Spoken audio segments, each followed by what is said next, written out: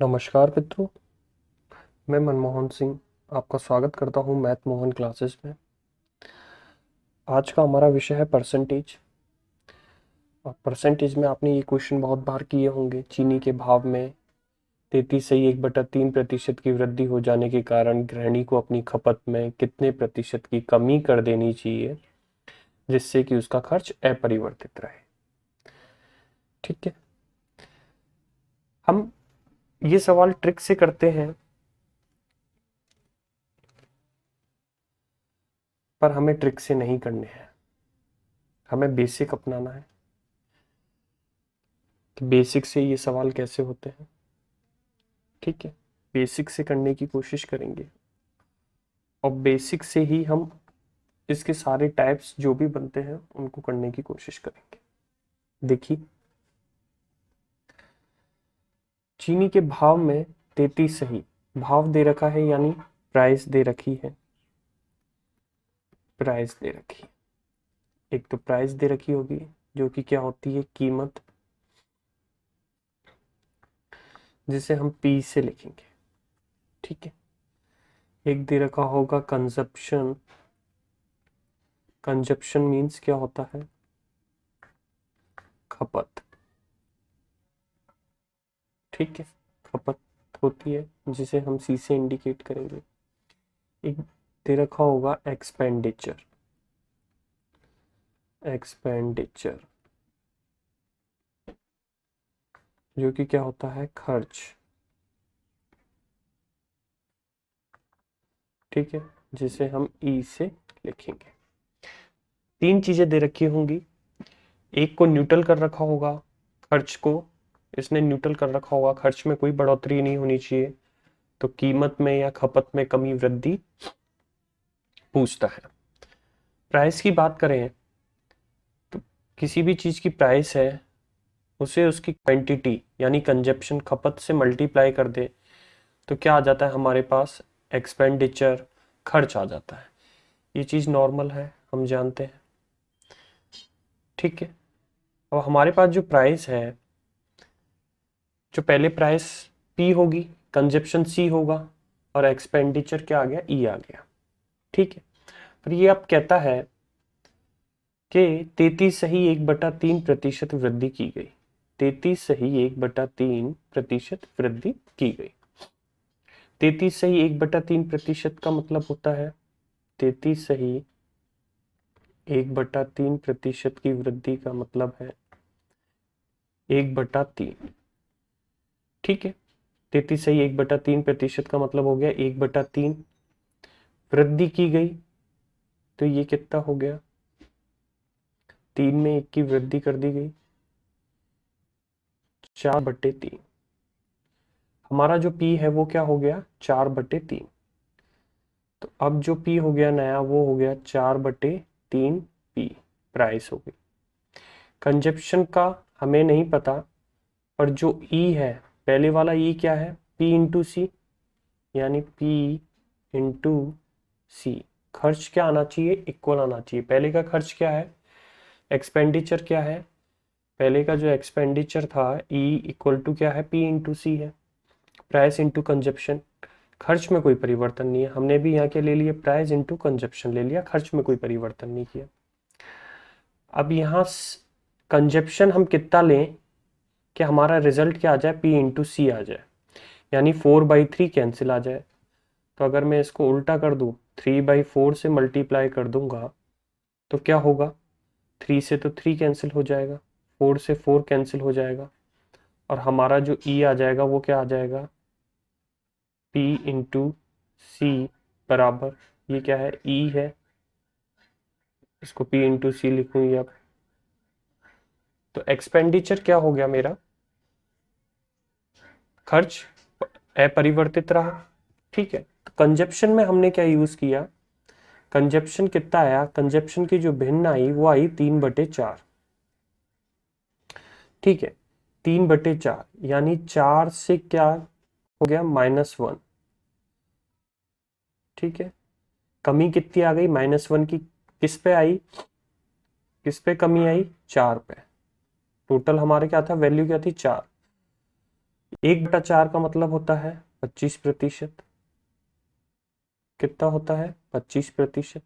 यानी जो हमारे कंजप्शन है, खपत में कमी आई, वो कितनी आई? 25% की कमी आई कंजप्शन में। तो हमारा आंसर क्या हो जाएगा? 25%। ठीक है, हमारा आंसर क्या हो जाएगा? 25%। आपको ये बात समझ में आई? चलिए इसको थोड़ा सा और मॉडिफाई करते हैं, इस क्वेश्चन को। फिर हम देखते हैं,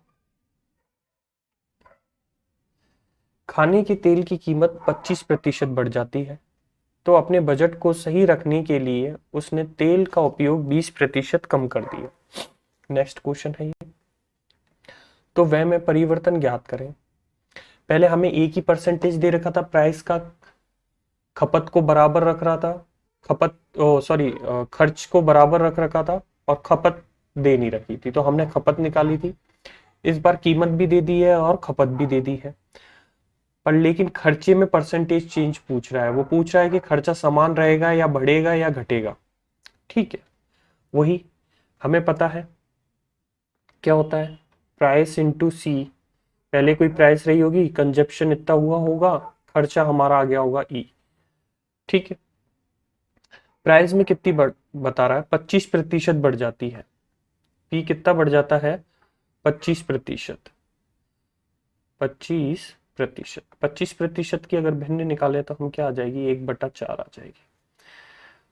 25% बढ़ जाता है, इसका मतलब हो गया 4 में 1 बढ़ गया, तो ये हो गया 5/4। ठीक है, कंजप्शन की बात करते हैं, तो कंजप्शन में कह रहा है कि 20% कम कर दिया जाए। यानी तेल का कंजप्शन क्या है? 20% कम कर दिया जाए। तो 20% को जब मैं भिन्न में कन्वर्ट करूंगा तो आ जाएगी 1/5, जिसका मतलब हो जाएगा कि 1 की कमी हो रही है, यानी 4/5। ठीक है, कंजप्शन ये हो गया हमारा। अब देखिए, इसी फर्स्ट वाले फॉर्मूले में पुटअप कर देता हूं मैं, या नई वैल्यू जो आ गई हमारी वो देख लेते हैं।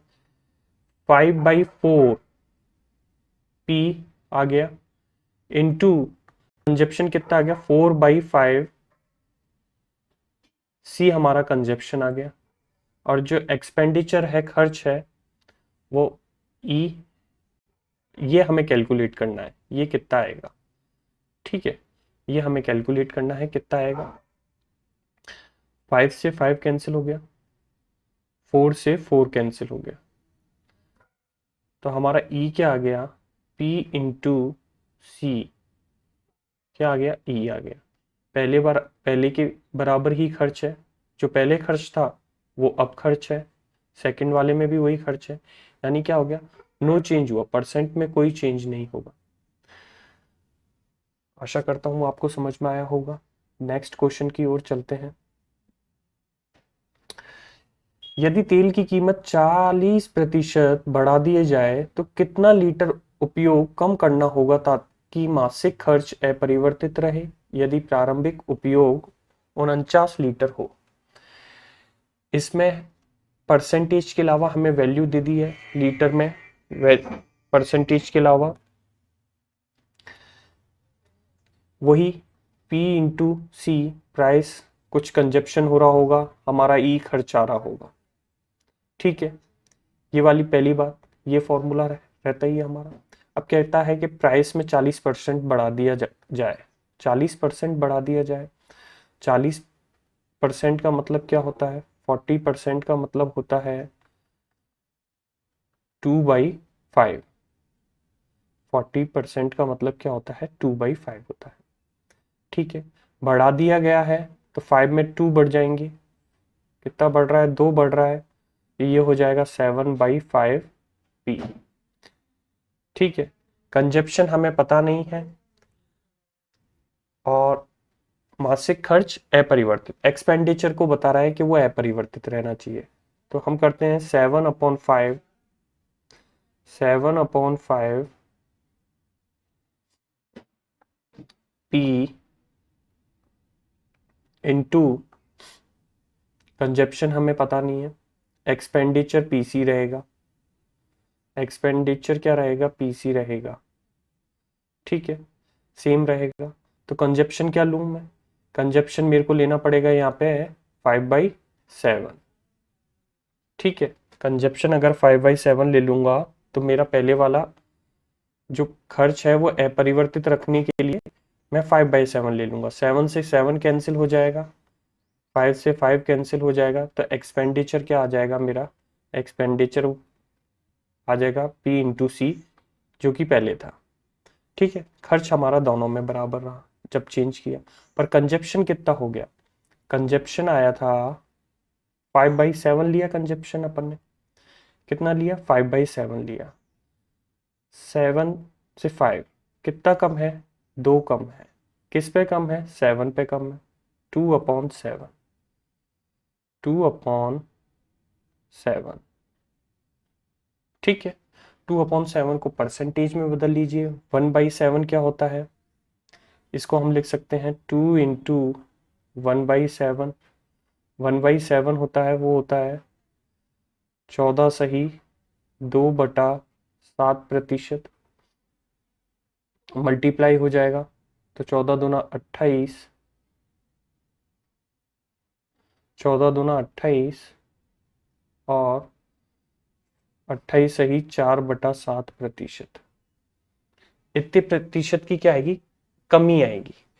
पर बच्चों यहाँ देखो, यहाँ हमसे मासिक कमी नहीं पूछ रहा परसेंटेज में, वो पूछ रहा है कि कितने लीटर उपयोग कम करना होगा। उसने क्या पूछा है, कितने लीटर उपयोग क्या करना होगा, कम करना होगा।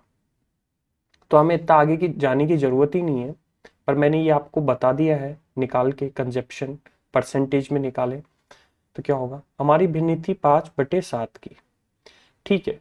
जब वो ये 7 क्या है, टोटल 20 टोटल है, टोटल में से कंजप्शन कितना है, 5 का कंजप्शन है, 5 का कंजप्शन है, ठीक है ना, 5 का कंजप्शन है, टोटल है 7, जिसमें देखो 2 की कमी आई है, कितने की कमी आई है, 2 की कमी आई है। और यहाँ पे दे रखा है हमें यदि प्रारंभिक उपयोग क्या है, 49 लीटर है, यानी 7 इक्वल टू किसके हो गया, 49 के, तो 7, तो 1 इक्वल टू कितना आ गया, 7 आ गया। हास कितने का है, हुआ है 2 का हुआ है, जो कंजप्शन में कमी आई है -2 की आई है, तो इसको 7 को 2 से करूंगा तो कितना आ जाएगा, 14 लीटर आ जाएगा। तो इट मीन्स क्या हो जाएगा कि 14 लीटर क्या है, 14 लीटर क्या है, वो कमी है जो कि लीटर में आई है रेट बढ़ने से, ठीक है। नेक्स्ट क्वेश्चन देखते हैं। हमारा क्वेश्चन है, चीनी की कीमत को 30% घटा दिया गया, तो कितने किग्रा उपयोग को बढ़ाना चाहिए ताकि मासिक खर्च केवल 5% घटे, और प्रारंभिक खर्च दे रखा है 35 किलो। वही हमारा formula P/C equal to E, expenditure खर्च के बराबर।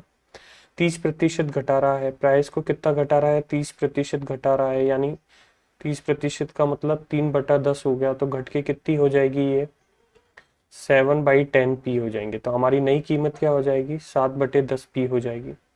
कंजप्शन हमसे पूछा है, कंजप्शन तो क्या है हमसे पूछा है, और मासिक खर्च ई को भी क्या कर रहा है, 5% घटा रहा है, तो 5% का मतलब क्या हो गया, 1/20, तो कितना घटा, 19/20,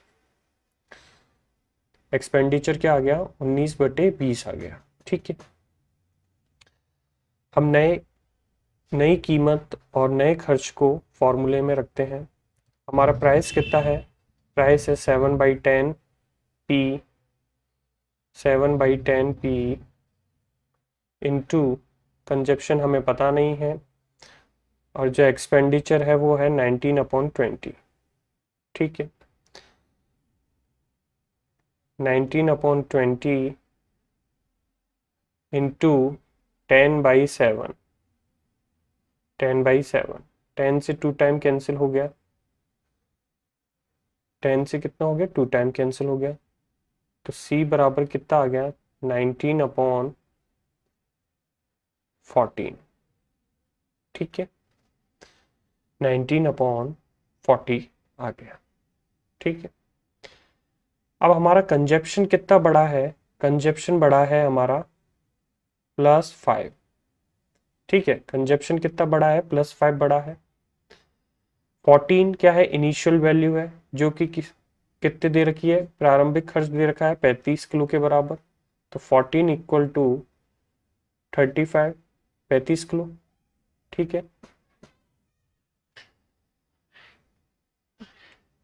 1 निकाल लेंगे यहाँ से, 35/14। ठीक है, तो ये 7 से गया 2 टाइम्स, 7 2 14, 35 गया 5 टाइम्स, 5/2 आ गया, 5/2 आ गया। 5/2 को मल्टीप्लाई कर दें हम 5 से, तो कितना आ जाएगा, 25/2। इसका मतलब होता है 12/1/2। ठीक है, 12/1/2 या 12.5 हमारा आंसर। तो यानी 12.5 kg है, जो कि क्या है, बड़ा है। ठीक है, नेक्स्ट क्वेश्चन देखते हैं। चीनी की कीमत में 20% की वृद्धि होने पर 120 में 4 किग्रा चीनी कम मिलती है। चीनी का प्रति किग्रा प्रारंभिक मूल्य क्या था। 20% की वृद्धि हो रही है, पी में कितनी वृद्धि हो रही है, 20% की वृद्धि हो रही है। वही price into consumption equal to expenditure, खर्च के बराबर है। पहली बात, प्राइस में कितनी 20% वृद्धि करी है, तो 20% वृद्धि का मतलब क्या हो गया, प्राइस में 20% की वृद्धि करी है, तो 20% की वृद्धि का मतलब हो गया 1/5, यानी वृद्धि कितने की हुई। ठीक है, वृद्धि कितने की हुई, 6/5। जो नया प्रिंसिपल हो गया वो हो गया हमारा 6/5। कंजप्शन के बारे में हमें नहीं पता है, पर एक्सपेंडिचर के बारे में पता है। एक्सपेंडिचर को हमें क्या रखना है, कांस्टेंट रखना है। ठीक है ना, क्या रखना है, कांस्टेंट, कांस्टेंट रखना है। ठीक है, एक्सपेंडिचर को क्या रखना है, कांस्टेंट रखना है। एक्सपेंडिचर में कोई नहीं करना, खर्च में कोई बदलाव नहीं करने। प्रिंसिपल 6/5p इंटू कंजप्शन हमें नहीं पता, पर कंजप्शन कैसा लेना है, कंजप्शन कैसा लेना है हमें, जिससे कि आ जाए हमारा एक्सपेंडिचर पहले के बराबर आ जाए। ठीक है, खर्च हमारा पहले के बराबर ही रहना चाहिए। तो मैं जो भिन्न लूंगा वो 5/6 ले लूँ, 6 से 6 कैंसिल हो गया, 5 से 5 कैंसिल हो गया। एक्सपेंडिचर क्या आ गया, पी सी, यानी पहले के बराबर आ गया। तो मेरा जो कंजप्शन है वो क्या आ गया, मेरा जो कंजप्शन है वो आ गया 5/6। ठीक है, क्वेश्चन में मुझसे क्या पूछता है, कंजप्शन मेरा यानी 5/6 आ गया, पहले 6 था, अब क्या हो गया, 5 हो गया, यानी किसकी, एक की कमी हो गई। पहले जो एक की कमी हो गई, यानी एक, यहाँ पे कितने की कमी हो रही है, चीनी कम मिलती है, यहाँ पे 4 किग्रा चीनी कम मिलती है। कितनी चीनी कम मिली, 4 किग्रा चीनी कम मिली। तो एक इक्वल टू कितना हो गया, 4 kg। ठीक है, अगर हम प्रारंभिक कितने लेते थे चीनी उसकी बात करें, प्रारंभिक चीनी कितनी लेते थे हम, तो 6 × 4 24। और जो नई कीमत पे ले रहे हैं वो 5 से होगा मल्टीप्लाई, नई कीमत पे ले रहे हैं वो 5 से होगा, तो ये आ गई 20 kg। पहले 24 kg थी, अब हो गई 20 kg, अब यानी 4 kg कम मिल रही है। मैं लिख देता हूं यहाँ, प्रारंभिक, प्रारंभिक चीनी खपत, ये खपत आ गई हमारे पास। प्रारंभिक चीनी की खपत क्या थी, ये नई चीनी की खपत, नई चीनी की खपत। ठीक है, नई चीनी की क्या आ गई, खपत आ गई, 20 kg है। पर जो हमारा खर्च था वो तो नियत था, और हमारा खर्च था 120 रुपए। 120 रुपए में 4 किग्रा चीनी कम मिली, पहले ज्यादा मिलती थी, अब कम मिल रही है। ठीक है, तो देख लो क्या पूछा है, प्रारंभिक मूल्य पूछा है, तो प्रारंभिक चीनी की खपत कितनी है, 24 kg है। तो 120 में प्रारंभिक मूल्य के लिए 120 में 24 का भाग दे दो, तो कितना आ जाएगा, 12 को कैंसिल किया 2 टाइम आया, 12 टू जा 24, ये 10 टाइम और ये 5 kg। ठीक है, ये 24 पंजे 120, एक ही बात है, 5 kg आ गया। तो हमारे जो प्रारंभिक मूल्य था चीनी का, प्रारंभिक मूल्य था चीनी का, वो कितना आ गया, 5 kg। ठीक है, देखिए बच्चों, ये हमारा पहला क्वेश्चन था।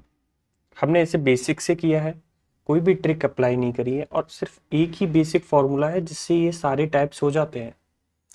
पर हमें बिना बेसिक सिखाए ट्रिक सिखा देते हैं, और ट्रिक लंबे समय तक याद नहीं रहती है, वो प्रैक्टिस के ऊपर डिपेंड करती है। थोड़ी सी भी प्रैक्टिस छूटी, हमारी ट्रिक्स खत्म हो गई। पर एक बार बेसिक आ जाएगा आपको कि कहाँ से क्या चेंज हो रहा है, तो आप ट्रिक भी खुद बना लोगे। ठीक है, ये था। तो इसके लिए आप बेसिक पे ज़्यादा से ज़्यादा फोकस करें, क्वेश्चन के बेसिक पे ज़्यादा से ज़्यादा फोकस करें। अगर आपने क्वेश्चन की प्रकृति पकड़